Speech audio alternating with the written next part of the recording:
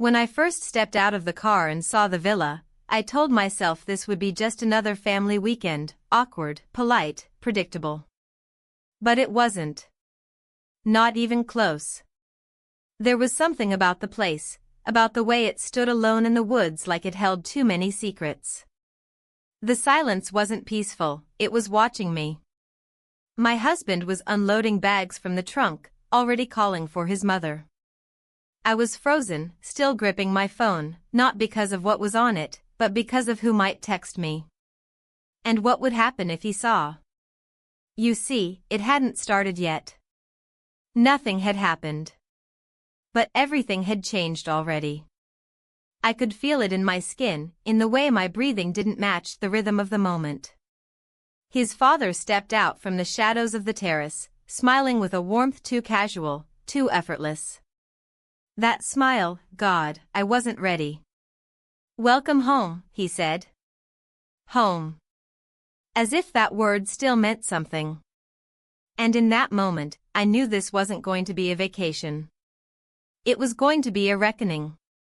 But before I tell you how it all fell apart, tell me, have you ever walked into a place and immediately felt like you weren't supposed to be there? Like something already knew your secrets before you'd even unpacked your bags? The first hour felt like any other strange family arrival.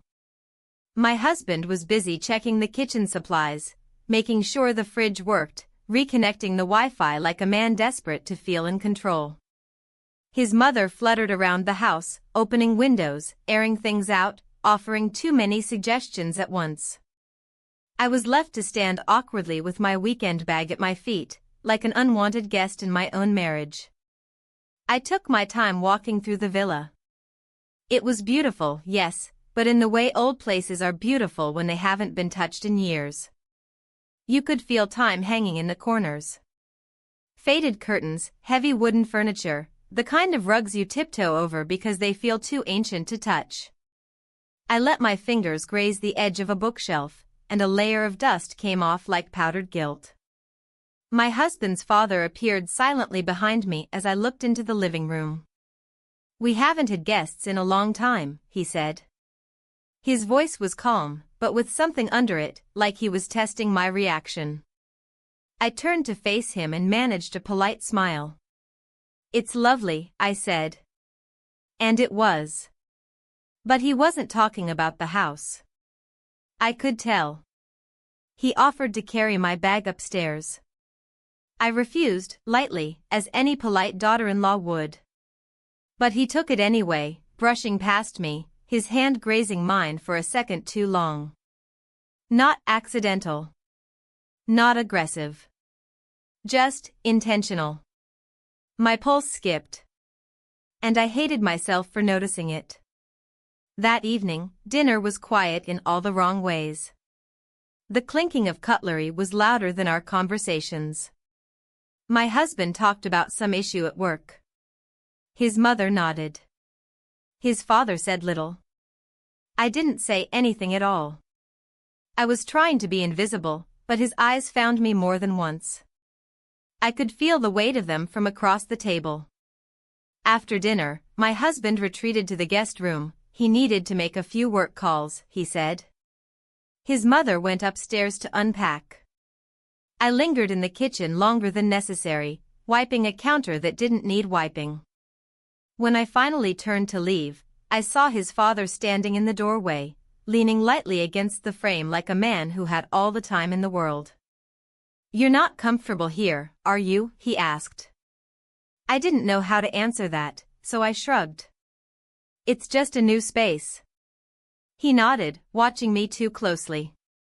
Sometimes new spaces teach us things about ourselves. That night I couldn't sleep. My husband was snoring gently beside me, turned away, his body curled inwards like a closed book. I watched his back rise and fall in the dark and felt like I was married to a stranger. Or maybe I was the stranger. I slipped out of bed quietly and walked to the kitchen for water. Through the glass doors I saw him, his father, sitting alone on the terrace, one leg crossed over the other, holding a glass of red wine. He looked too relaxed for someone with so much silence around him. I thought about opening the door. I thought about what it would mean. Instead, I stood behind the curtain and watched him.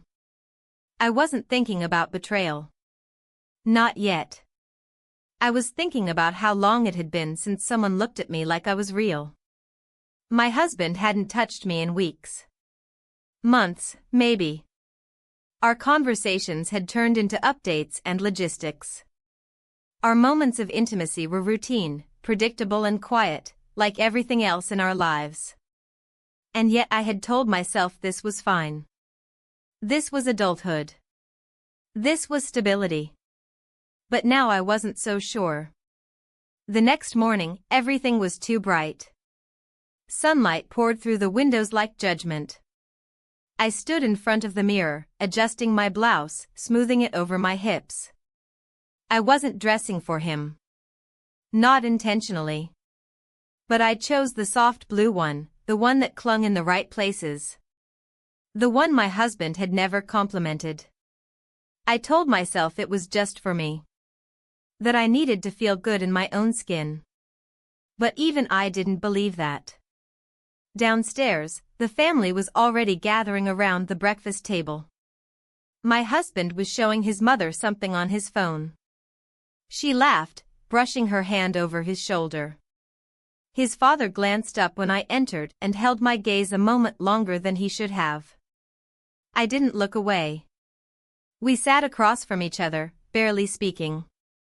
Every movement felt loaded. Every silence between us buzzed with something unspoken. My hands trembled slightly as I poured coffee, and I hoped no one noticed. But I knew he did. Later that day, my husband announced that he and his mother needed to drive into town for groceries and a few other things. He asked if I wanted to come, but I shook my head. I said I was tired. He accepted it too easily. Maybe he didn't want me there. Or maybe he didn't notice at all. And just like that, I was left alone in the house with his father. I watched from the window as their car disappeared down the gravel road. My stomach twisted, not with guilt, but with anticipation. The kind I hadn't felt since I was 20. That subtle, stomach-tingling sense that something was about to happen. Something I couldn't control. He knocked gently on the doorframe. "Coffee?" he asked. I turned. I didn't speak. I just nodded. And followed him into the kitchen. Everything after that felt like a decision I hadn't made, but couldn't stop. The kitchen felt colder than it should have, despite the morning light spilling in from the tall windows. The kettle whistled softly on the stove, steam curling up like a signal neither of us acknowledged. I stood by the counter, arms crossed, heart rattling in my chest in a rhythm I couldn't control. He moved easily through the space, barefoot, dressed in a simple gray t-shirt and dark jeans. He didn't speak much, just enough to fill the silence, just enough to make me feel watched without pressure. We drank coffee at the table. I kept my eyes on the mug, pretending the steam was interesting, pretending I didn't feel the burn of his gaze. We talked about nothing, weather, the state of the garden, how long the drive into town would take. But every word was soaked in something heavier, something unnamed. At one point, I reached to take the sugar spoon from him, and our fingers touched again. It was such a small thing, barely more than a brush. But it grounded the air with tension so real it felt like sound. I didn't move away. I didn't say anything. I just stirred my coffee, though I didn't need the sugar. The silence grew after that. He leaned back in his chair, studying me the way one studies something they've already decided to touch. I should have stood up and walked out. I should have found an excuse to go outside, to check my phone, to take a call, even a fake one. But I didn't. Instead, I asked about the painting in the hallway. Something generic, safe. He smiled, answering with a half-shrug, telling me it had been there before they bought the house. My wife hated it, he added. I noticed the past tense and wondered if it was intentional. We moved into the living room. I told myself it was just to be polite, that I couldn't just sit stiffly at the table all morning. He gestured toward the old record player in the corner, asking if I liked music. I said yes. Another safe answer. He put on something soft, something old and familiar. The kind of music people play when they don't want to talk anymore. I stood near the window, arms still crossed. I could see the gravel road where my husband's car had disappeared earlier. It remained empty. Then, it happened. There was no dramatic build-up. No cinematic pause. Just a shift in air, a step forward, a look exchanged. I turned toward him, maybe a second too late, maybe a second too early. And then, we kissed, I can't tell you how long it lasted. It didn't feel long. Or short. It just felt inevitable. Like gravity. Like something already written, just waiting to be read. When I pulled back, I didn't speak. Neither did he. His expression was unreadable, calm, almost serene, but not smug. I walked away first, slowly, deliberately, every step a decision. I didn't go far. I just moved to the kitchen again, holding onto the counter as if it could steady the chaos inside me. I didn't know what I expected to happen next. A conversation? An apology? Laughter? Nothing came. He didn't follow me. I heard him sit back down in the living room. The music continued. Everything on the outside looked the same. But something had split open between us. I went to the guest bathroom and splashed cold water on my face. My hands trembled. I stared at myself in the mirror, searching for something, guilt, maybe. Fear. But I didn't find either. What I found was clarity. I wasn't afraid. I was alive. And that realization hit me harder than any shame could have. For months, maybe even years, I'd been floating through my life like a shadow of myself. Smiling when expected. Nodding at the right times. Making dinner.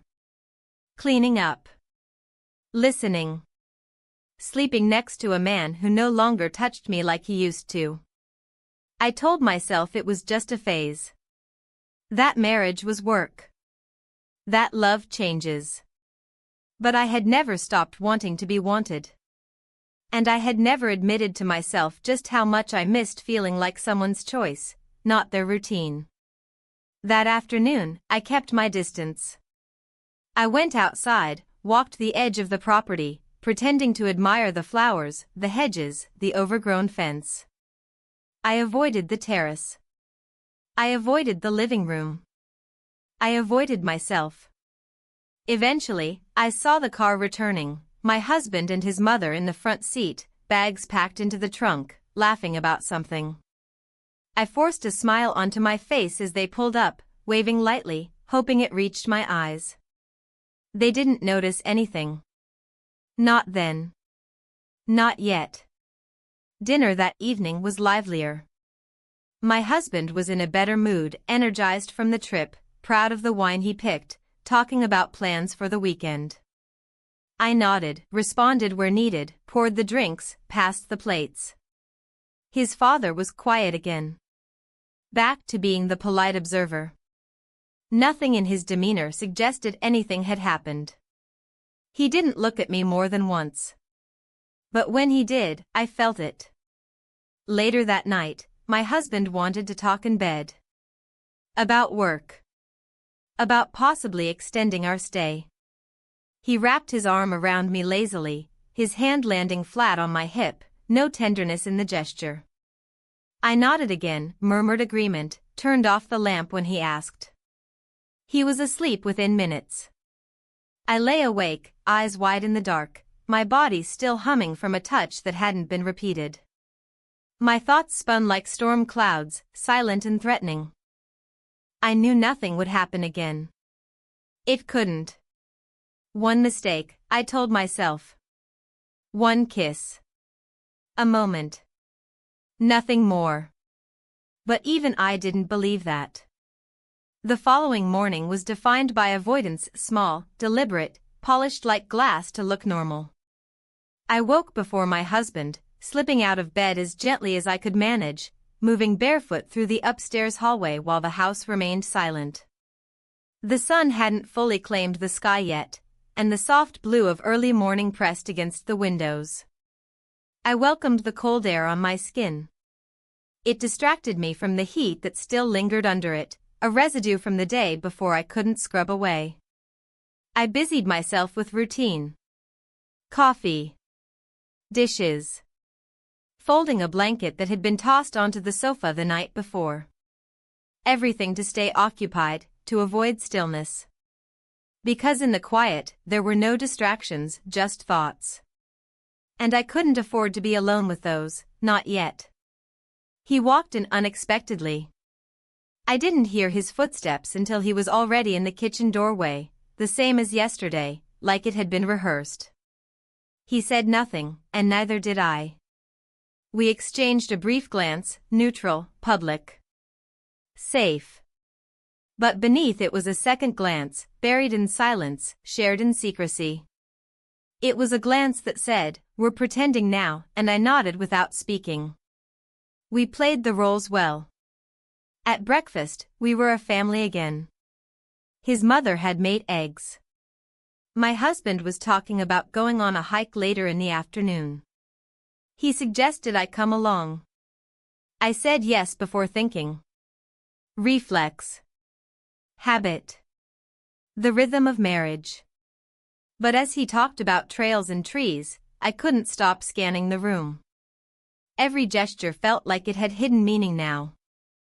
Every word from his father landed heavier, even when it wasn't directed at me. He asked how I'd slept, and I answered politely. Nothing in my tone gave me away. But I still felt exposed. After breakfast, I escaped to the garden.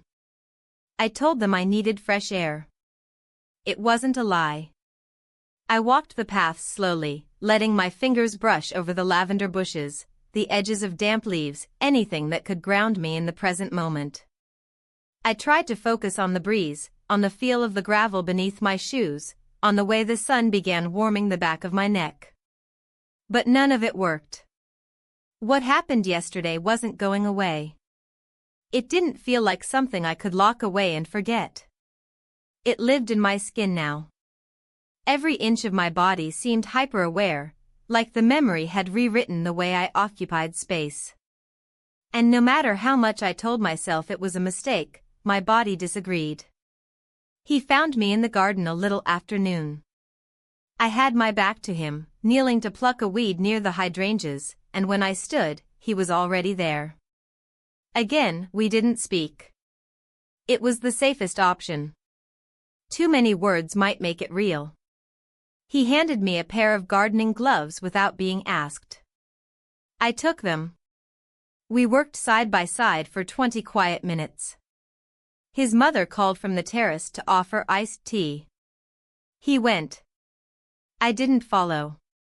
I thought about what might have happened if we had been alone again. I told myself it was lucky we weren't.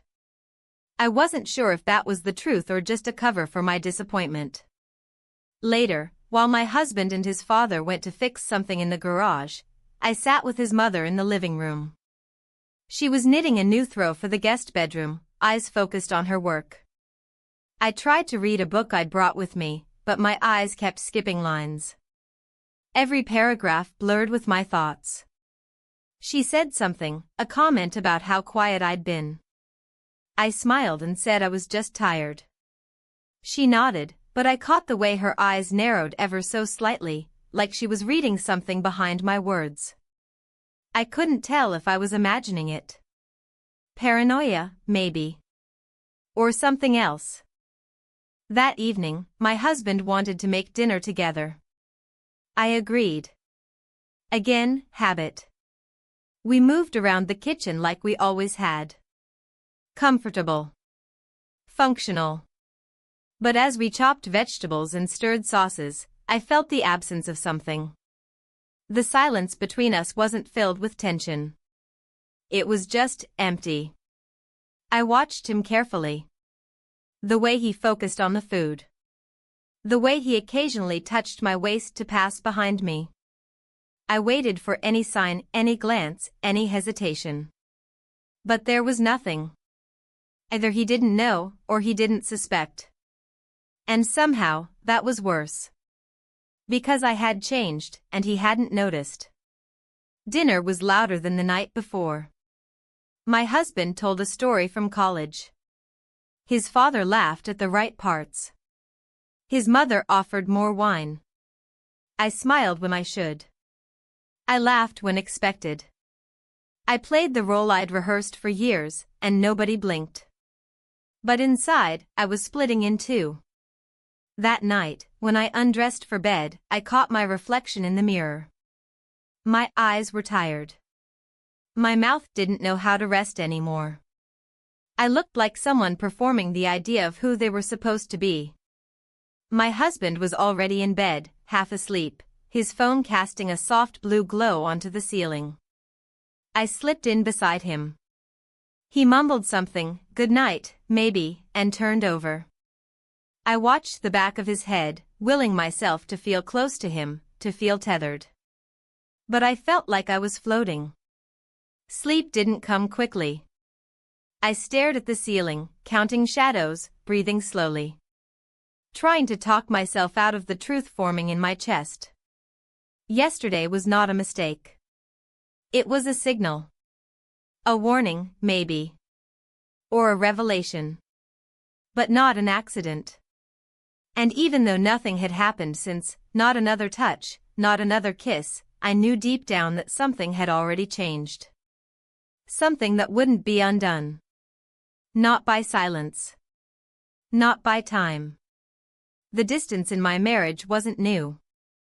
It had simply been exposed. And now that I'd seen it clearly, I couldn't unsee it.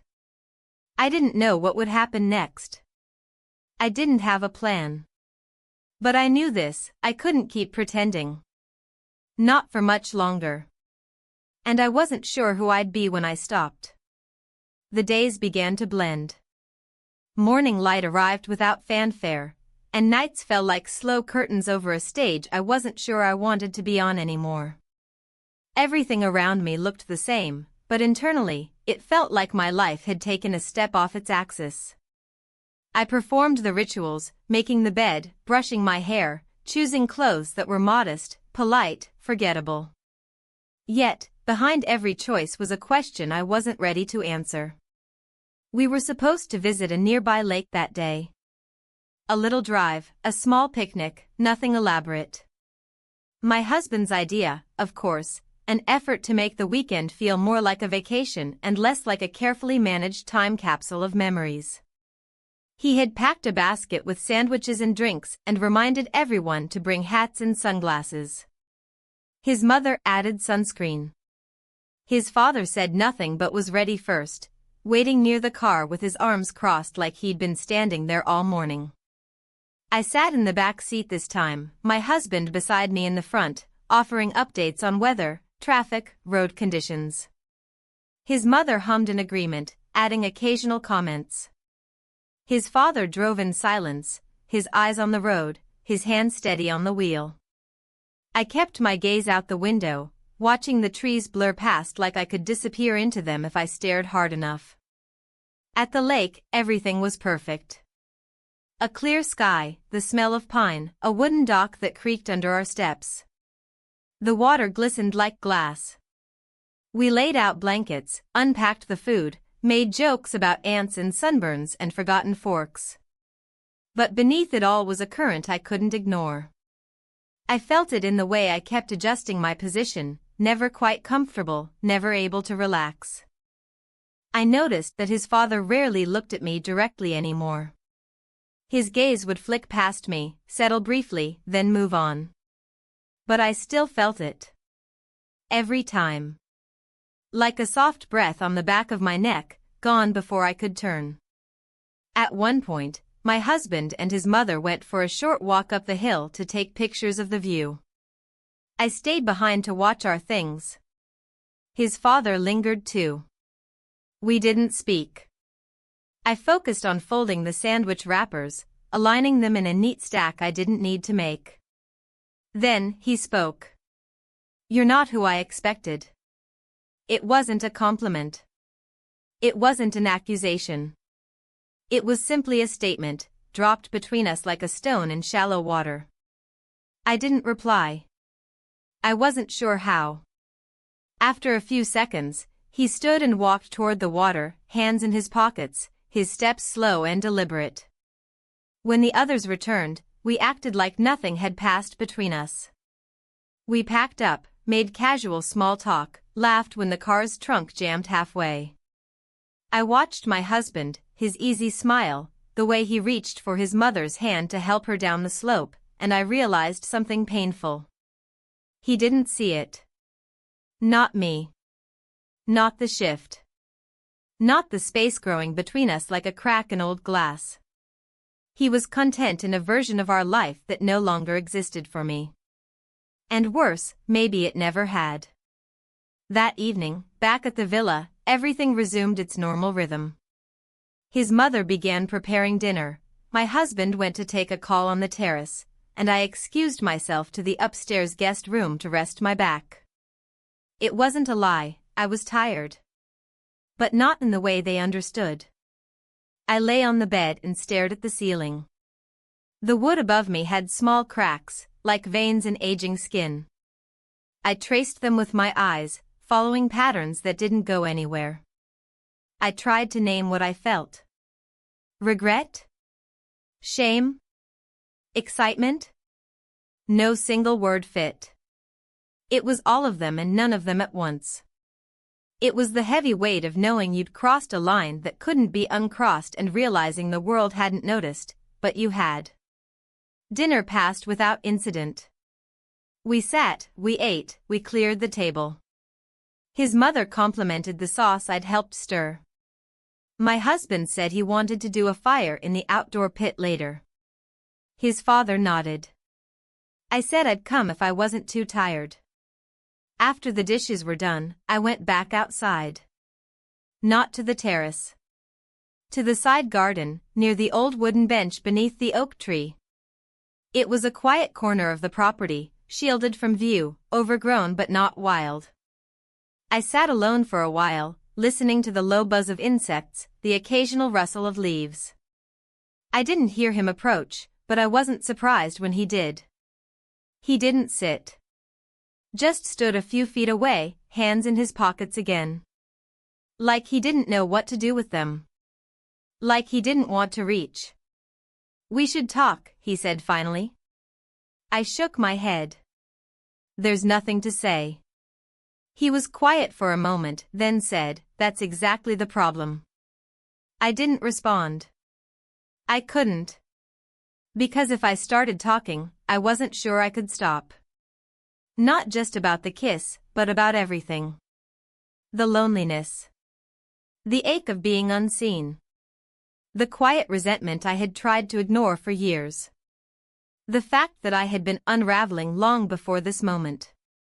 He didn't push. He simply said, "This doesn't have to mean anything." I looked at him then. Really looked.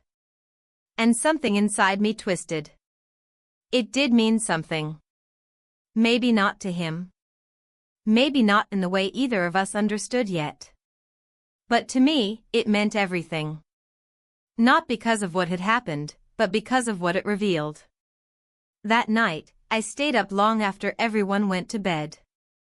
I sat by the window in our room, knees tucked under me, staring out into the dark garden. My husband slept peacefully behind me, breathing slow and steady.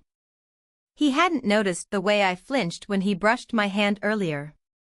He hadn't seen the moment I almost pulled away. I was still here. Still pretending. But the cracks were getting harder to hide. And I knew it wouldn't take much more before something gave way.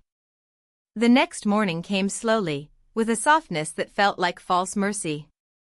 I lay in bed longer than usual, listening to the sounds of the house coming to life.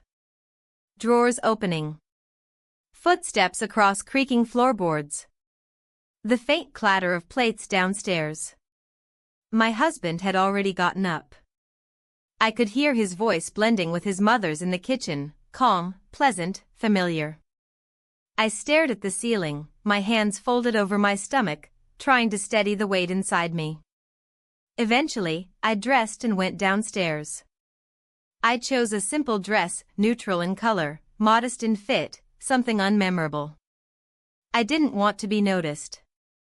I didn't want to invite glances or questions or anything that might push me closer to the edge I was still pretending wasn't there. Everyone was already gathered around the table when I entered.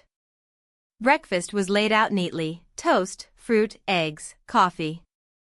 I took a seat, smiling briefly, doing my best to engage without effort.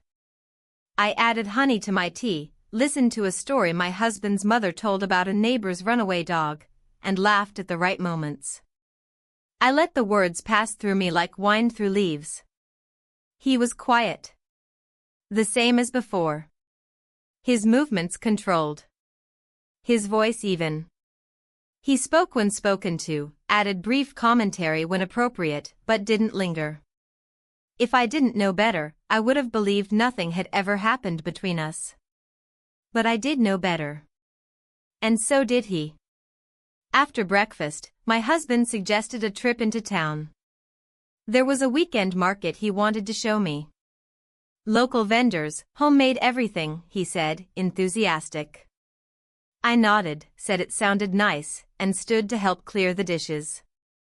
His mother opted to stay behind, claiming she wanted to rest and finish her knitting. His father, to no one's surprise, decided to come along.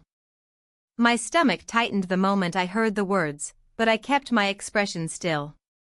We all got into the car, my husband driving this time, I in the passenger seat, and his father behind me. The drive was short but felt longer. Conversation was light. My husband pointed out various landmarks, old restaurants he used to visit as a child. I responded when needed, but my mind was elsewhere, flickering like a faulty light bulb between past and present. Every sound, every laugh, every bump in the road added to the pressure building beneath my ribs.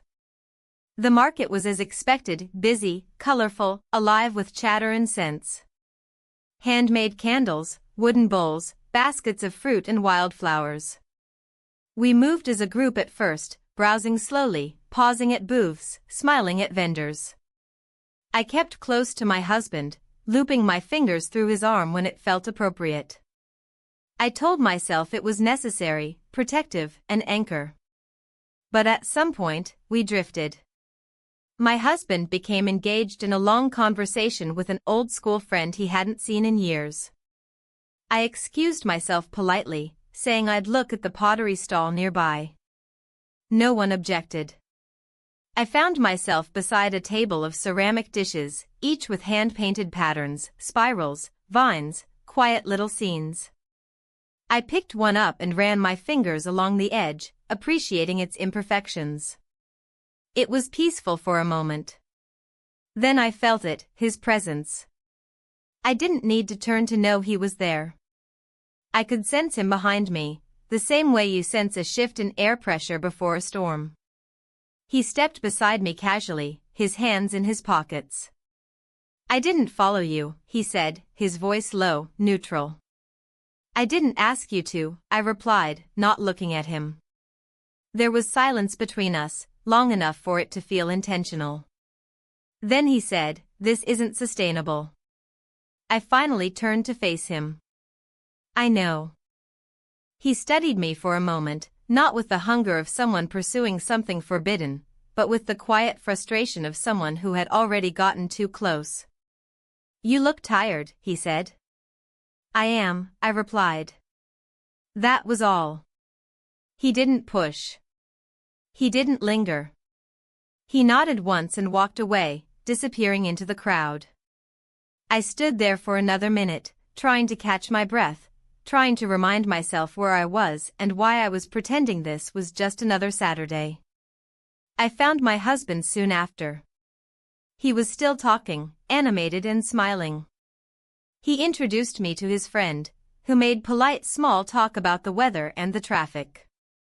I smiled, nodded, played my part. On the way back to the villa, I sat in the back seat, my forehead pressed lightly against the glass. The sun had risen higher now, and the road shimmered with heat. I closed my eyes, letting the motion of the car soothe me, even as my mind spun. That evening, dinner was simple. Grilled vegetables, bread, cheese, wine. The family gathered around the outdoor table, and for a while, it almost felt normal. I helped clear the plates, washed dishes while the others sat on the terrace, laughing about something I couldn't hear. Then, as I dried the last glass, I felt a presence behind me. I didn't need to turn. "I'm going for a walk," he said. "Just letting you know. So no one worries." I kept drying the glass, not answering. My heartbeat was steady, but my hands were not. When he left the kitchen, I placed the glass carefully in the cabinet and stood still for a long time. I didn't follow him. But I thought about it. Later, as the night settled in and the stars appeared above the trees, my husband found me sitting alone on the edge of the bed, brushing my hair. "You've been quiet lately," he said. "I guess I'm just tired," I replied. He nodded, sat behind me, and wrapped his arms around my waist. His chin rested on my shoulder, and I felt the warmth of him, familiar and distant all at once. I closed my eyes and leaned back into him, not because I wanted to, but because I needed to remind myself of what was still here. And what wasn't. The following morning began with overcast skies and an unusual stillness that hung in the air like a warning. The sunlight, dulled by the thick cover of clouds, filtered weakly through the bedroom windows. I lay in bed long after I woke, staring at the ceiling, listening to the faint sounds of the house below. The usual sounds were their footsteps, drawers, the kettle, but they felt more distant, muted by something heavier inside me. I finally rose, dressed slowly, choosing a long sweater over leggings, as though the softness of the fabric might quiet the storm I felt within. My husband had already gone downstairs, his absence confirmed by the dent in the pillow beside mine and the way his cologne lingered faintly in the air. I stood for a moment at the top of the stairs, gathering the energy to descend, not because I was physically tired, but because I wasn't sure how to keep pretending. The kitchen was occupied when I entered. His mother was at the stove, humming a tune I didn't recognize, flipping something in a pan. My husband sat at the table with his laptop open, half listening, half working. His father leaned against the counter, sipping coffee and glancing toward the window every so often, as if waiting for the day to change its mind. "Morning," I said, my voice soft but steady. They all responded with nods or quiet greetings, nothing out of the ordinary. And yet, everything felt altered, misaligned. I poured myself a cup of tea and sat at the far end of the table, trying to focus on the warmth of the mug in my hands. The conversation was light, plans for the afternoon, whether the rain would hold off, small talk meant to fill space. Eventually, the group settled on staying close to the villa for the day.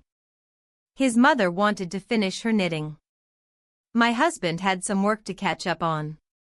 His father suggested tending to the garden, clearing the leaves that had gathered near the shed after last night's wind.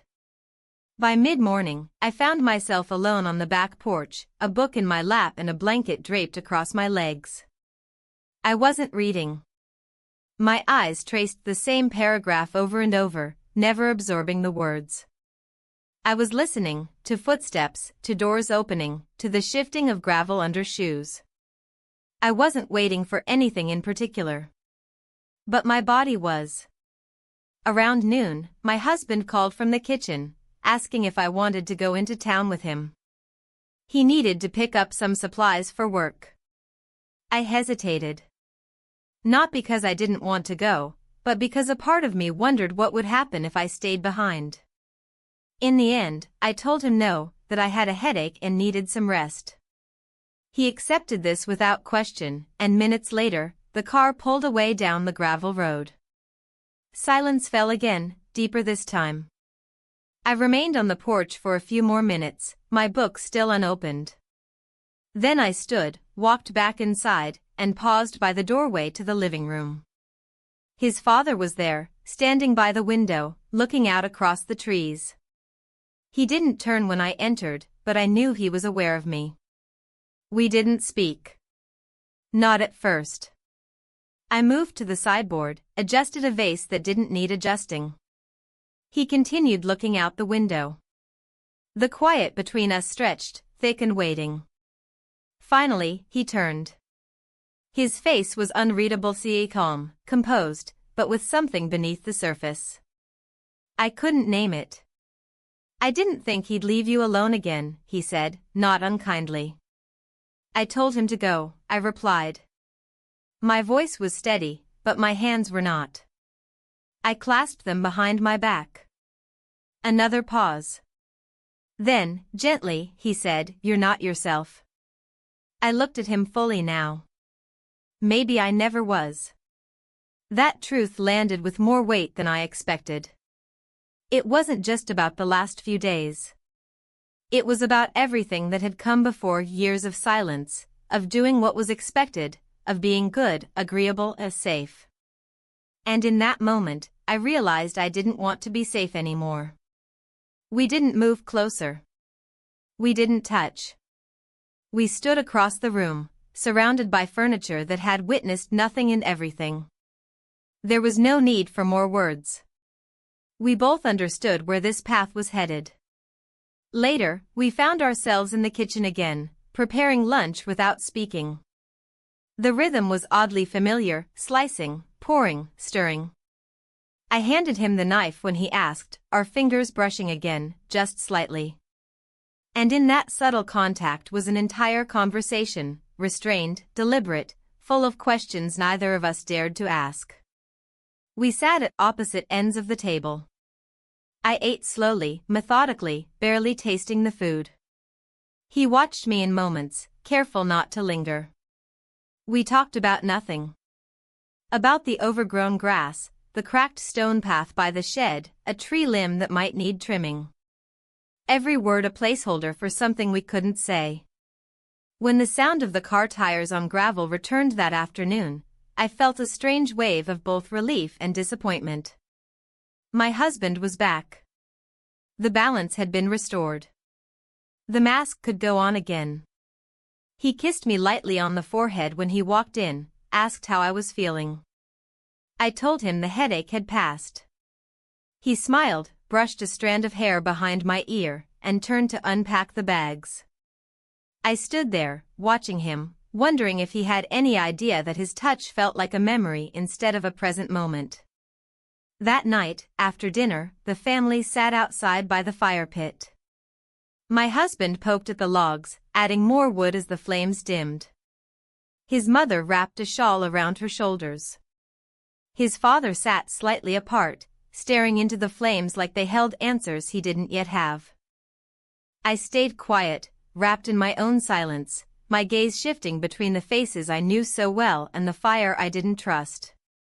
When we finally went inside, and my husband went upstairs to shower, I lingered in the hallway. I caught sight of myself in the mirror, same face, same eyes, but something had changed. There was a tension in my shoulders, a flicker behind my gaze, as if I no longer belonged entirely to myself. And maybe I didn't.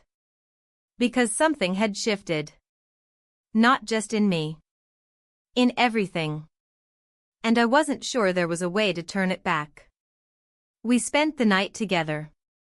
I don't know how else to say it. I could try to dress it in quieter language, soften the reality of it with vagueness, but that wouldn't be honest. It happened. It wasn't planned. It wasn't romantic.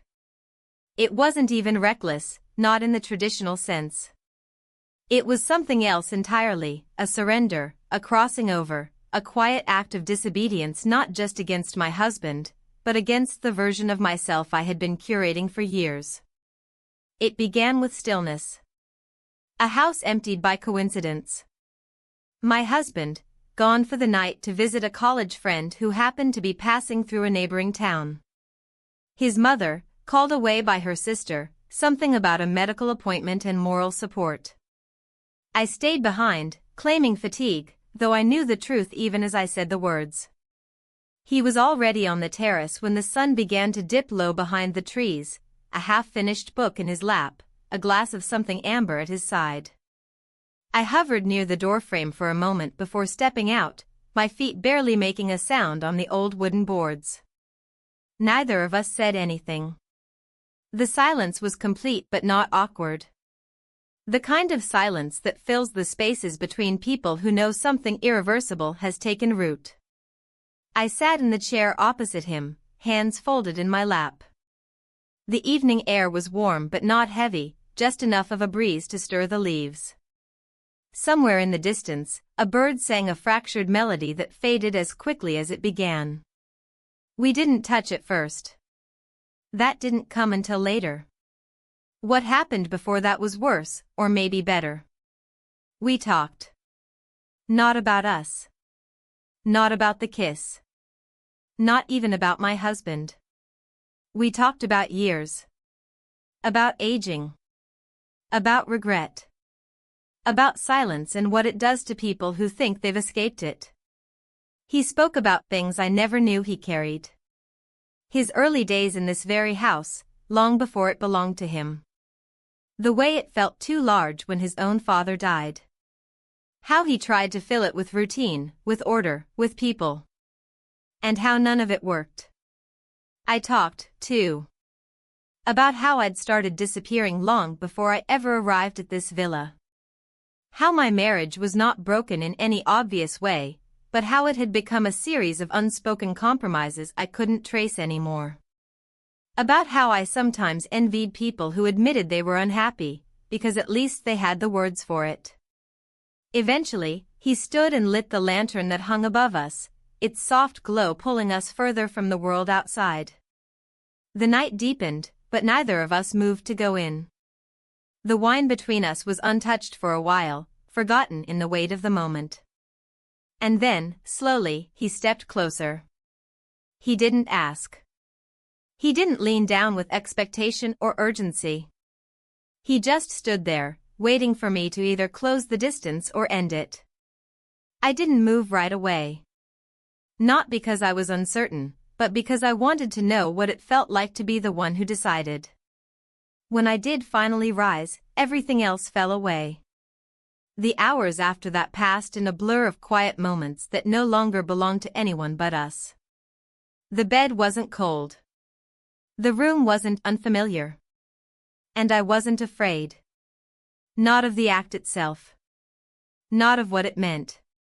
What I feared was how right it felt. Not in a storybook way. Not in a passionate, desperate way.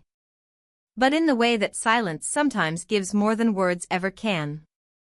In the way two people can inhabit a space with no expectations, no promises, no future, and still find something real. By the time morning began to bleed into the edges of the curtains, he was already awake. He moved around the room quietly, dressing without rush. I watched him from the bed, the sheet pulled up to my chest, my body still humming with the knowledge of what had happened. He didn't look at me with triumph or guilt. Just calm, quiet knowing. "I'll be outside," he said softly before he left the room. I stayed in bed a little longer, letting the weight of what had happened settle into my bones. I didn't cry. I didn't panic. I didn't rehearse excuses or lies. I simply existed in the aftermath, listening to the birds begin their morning calls, the house slowly waking up again to its familiar creaks and echoes. Eventually, I got up. Showered. Dressed.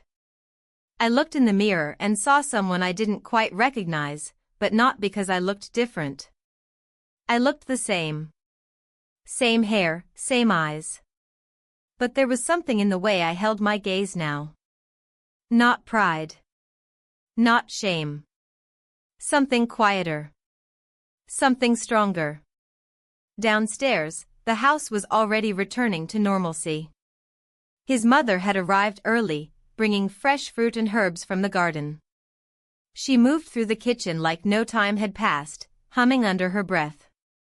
My husband hadn't yet returned, but I knew he would soon.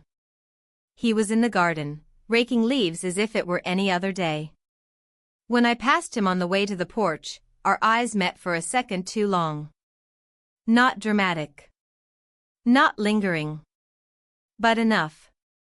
And that was all there was. All there would be. Because what happened between us wasn't meant to survive the morning. It wasn't meant to be a beginning or a confession. It was a mirror. A reminder. That I was still here. And that I could no longer pretend otherwise. The weight of the morning was unlike any I had carried before. It wasn't fear or regret. It wasn't relief either. It was something more complex, a hollow kind of stillness, the sort that fills you after something irreversible has happened, after a decision you didn't fully understand until it was behind you. I went through the motions like I always had, but everything now felt like performance. Each movement was precise, practiced, and yet somehow disconnected from intention. I found myself in the kitchen after my shower, the smell of rosemary and coffee already thick in the air. His mother stood at the stove, humming the same melody she always did when she cooked, stirring something fragrant in a wide ceramic pot. The windows were open. The wind carried birdsong through the house, cheerful and oblivious. "Sleep well?" she asked without turning. "Yes," I said. My voice came out steady, polite. Neutral. It didn't feel like a lie, but it wasn't the truth either. She didn't press. She never did. He walked in through the side door not long after, hands dirted with soil, a basket of herbs on his arm, a smudge of dust along his forearm. He greeted her warmly, mentioned something about the mint being overgrown. I kept my eyes on the teacup in front of me. We didn't exchange glances. We didn't need to.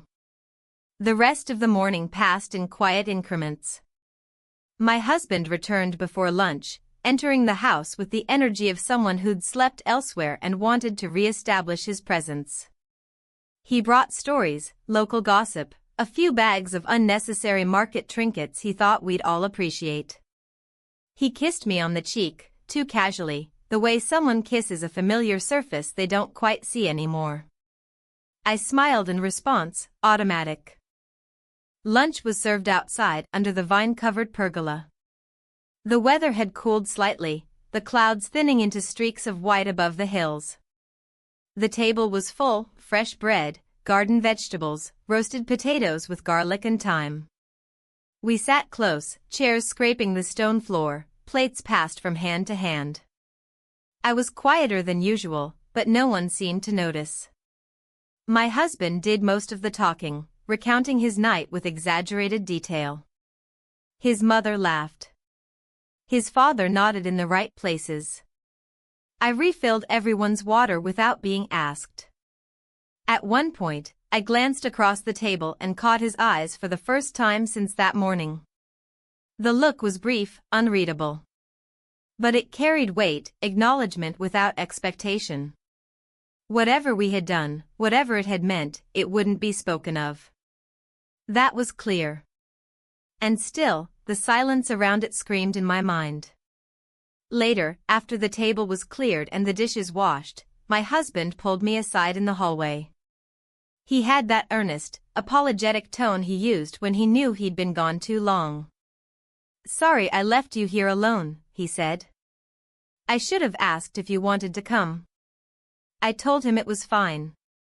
That I needed rest. That it was good to have the house to myself. He smiled, kissed my forehead again, and said we'd make plans for tomorrow, just the two of us. Maybe a drive, maybe lunch in town. I nodded, agreeing with everything. And yet, inside, something else had started to crack. Not from guilt. But from recognition. He hadn't noticed. Not really. Not the way I'd pulled away. Not the way my eyes didn't meet his.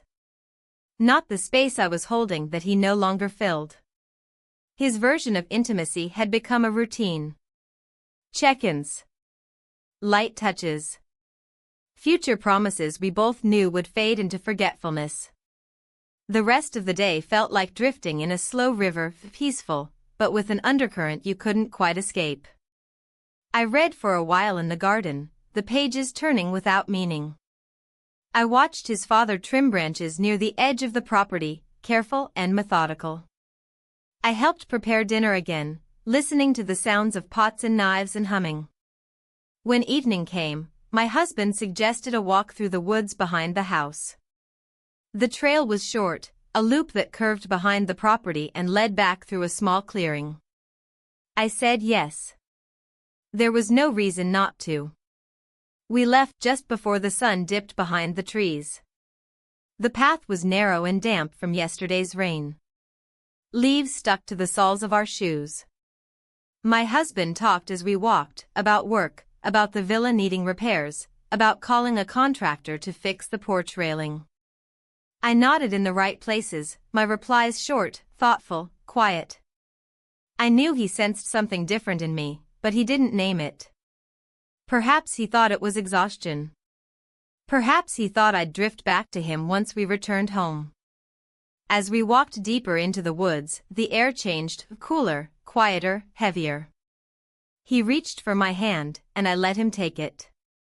His fingers were warm, familiar.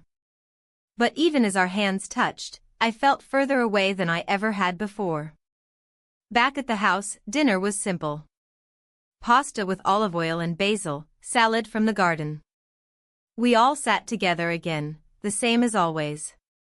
But something had shifted, and even if no one else saw it, I carried it like a shadow on my back. After the dishes were done, and his mother retired upstairs early with a book, I stood alone in the hallway, staring at the framed pictures on the wall. Family photos from years ago. Vacations. Holidays. The people in them smiling, unaware of what the future would ask of them. I heard footsteps approach and didn't have to turn to know it was him. "You okay?" he asked, his voice softer now, more searching. "I'm fine," I replied. He nodded. A pause stretched between us. "Tomorrow," he said, "let's really take the day for ourselves. Just you and me. No distractions." I said yes again. And I meant it, if only to see what else would surface in the quiet between us. Later that night, lying in bed beside him, I stared at the ceiling again, just as I had the night before. Only this time, it wasn't the memory that kept me awake. It was the knowing of what had happened. And what still hadn't. I woke before the sun, the sky outside still a slate-gray wash of approaching dawn. The house was quiet in that particular way only old houses can be, settled, listening, aware of every breath you take. My husband's arm was slung over my hip, his breathing deep and steady. I lay still beneath the sheets, letting the silence wrap around me like a second skin. I didn't feel panic or guilt anymore. Those emotions had passed like weather, unpredictable, temporary. What remained was something colder. Not cruel. Just resolved. A deep understanding that whatever version of life I had been clinging to was no longer intact. I slipped out of bed quietly, careful not to wake him. My feet touched the wooden floor with practiced caution. I moved through the hallway, into the bathroom, washed my face, and looked into the mirror. I looked the same. And that in itself felt like a betrayal. You expect transformation to show in the skin, in the eyes. But nothing had changed outwardly. Only everything inside. Downstairs, the kitchen was empty. I made coffee without turning on the overhead light, letting the early morning dimness hold. I stood at the sink while the pot bubbled behind me, staring out across the garden where the shadows still clung to the hedges. I could almost make out the silhouette of the bench near the oak tree, where we had talked days earlier. Or maybe it had been a lifetime ago. I poured a mug, took it outside, and sat on the steps of the back porch. The mug was warm in my hands, but I didn't drink. I listened to the birds slowly returning, their calls hesitant at first, as though testing whether the world was ready for them again. I understood that hesitation. When I heard the floorboards creak behind me, I didn't turn. He stepped outside without saying a word, carrying his own mug. He sat on the edge of the porch, a few feet from me. We stared out at the same garden, the same soft blue sky, the same early morning stillness. There was no need to speak. Everything between us had been said in silence anyway. After a while, he asked, "Are you all right?" "Yes," I said. Another long pause. "Will you tell him?" he asked, not looking at me. I took a long breath. "There's nothing to tell." He nodded once, slowly. "I see." And in that exchange, everything was understood. No rehashing. No questioning motives. Just two people recognizing the line they had crossed, and the shore they could never return to. We finished our coffee in silence. When we went back inside, we returned to our roles like actors between scenes. He retreated to the garden. I set the table for breakfast. By the time my husband came downstairs, dressed and cheerful, the house had resumed its rhythm. He kissed me again, cheek, soft, automatic. Asked if I slept well. Told me the weather looked promising. I smiled. I nodded. I moved through the kitchen with ease, but I was somewhere else entirely. We decided to take that day trip he had suggested. Just the two of us. He was excited, more than usual, his voice bright, his hands more expressive. He spoke about a small coastal town about 40 minutes away, cafes by the water, antique shops, an art gallery he'd read about online. I agreed to everything. I needed to. I needed the distance. From the house. From him. From myself. We left mid-morning, after a quick breakfast. The drive was quiet, but pleasant. He played music. I stared out the window, letting the scenery slide past like it didn't belong to me. The hills, the trees, the light skipping across the windshield. It all felt too beautiful to carry the truth I was holding. In town, we walked the narrow streets. He held my hand like we were newlyweds, smiling often, pointing out quirky storefronts and odd sculptures. We had lunch at a cafe by the harbor, sandwiches and sparkling water, seagulls circling overhead like restless ghosts. He talked about wanting to come back sometime in the fall, maybe rent a place for a week. I smiled, said it sounded nice. All my responses were polished to a shine. Nothing too much. Nothing too flat. We walked along the water afterward. Boats clinked against their moorings. The wind tugged at my dress. I felt small among the waves, the sky, the endless stretch of horizon. My husband stopped to take pictures. I stepped away, leaned against a stone wall, watching the tide come in. And for a moment, I wondered if it would be easier to just keep going. To drift further into this performance until it became real again. Until the ache faded, until I forgot what had happened. But I knew the answer before I could finish the thought. Some truths, once acknowledged, don't let you return. We drove back in the late afternoon. The car was quieter now. He had grown thoughtful, sensing something he couldn't name. He asked if I was tired. I said yes. That much was true. When we pulled into the villa's gravel drive, the sun was already descending. The light through the trees was golden and long, casting everything in softness. I stepped out slowly, my legs stiff from the drive, my heart heavier than when we'd left. Inside, his parents were in the living room. The television was on low, some nature documentary murmuring in the background. His father stood when we entered, his eyes catching mine briefly, then moving away. His mother asked about our day. My husband told her about the boats, the art gallery, the raspberry tarts at the cafe. I stood behind him, nodding at the right moments, smiling when prompted. But I was no longer in the room. That night, after dinner, I sat on the edge of the bed while he showered. My reflection in the darkened window stared back at me, vague and uncertain. I touched the glass lightly, the coolness grounding me. When he came out, towel over his shoulder, humming lightly to himself, I turned to face him.